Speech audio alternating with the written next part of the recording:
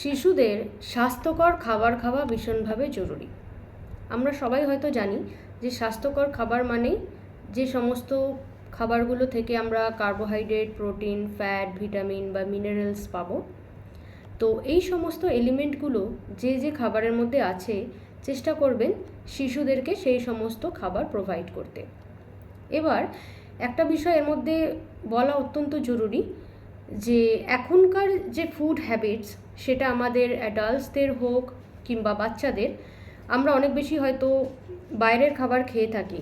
সেটা chocolate chips থেকে শুরু করে process food, anything like burger, pizza, কিংবা আপনারা যদি বাইরে থেকে অন্তত উইকেন্ডে অনেকের হ্যাবিটস থাকে বিরিয়ানি কিনে খাওয়া, তো সেটাও প্রচণ্ড অস্বাস্থ্যকর খাবার। তো যেটা আমি মনে করি যেটা করা উচিত, একটা স্বাস্থ্যকর ফুড হ্যাবিটের মধ্যে শিশুদের অবশ্যই আনা উচিত।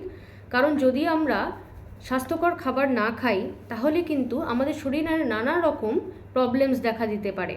যেমন শরীরে আমাদের বাওয়েল সিস্টেম বা ডাইজেশন সিস্টেম, এইগুলো সমস্যাজনিত কারণে খিটখিটে মেজাজ কিংবা অতিরিক্ত রাগ কিংবা শরীরে হঠাৎ করে অনেক বেশি স্থূলতা চলে আসা, অর্থাৎ মোটা হয়ে যাওয়া বা ডিপ্রেশন চলে আসা, এগুলো হতে পারে।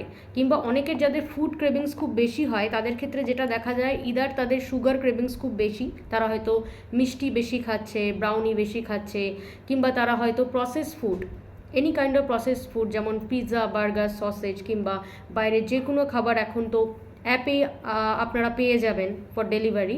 তো এই সমস্ত খাবারগুলোর একটা হ্যাবিট হয়ে যায়। তো এই সমস্ত খাবারগুলো খাওয়া থেকে আপনাদের নিজেকে এবং শিশুদেরকে বিরত রাখতে হবে। কারণ এগুলো তাদের পড়াশুনো, ডেইলি লাইফস্টাইল, ঘুম এবং সর্বোপরি তাদের ওভারঅল জীবনযাত্রার মধ্যে প্রচণ্ডভাবে ব্যাড ইফেক্ট করে।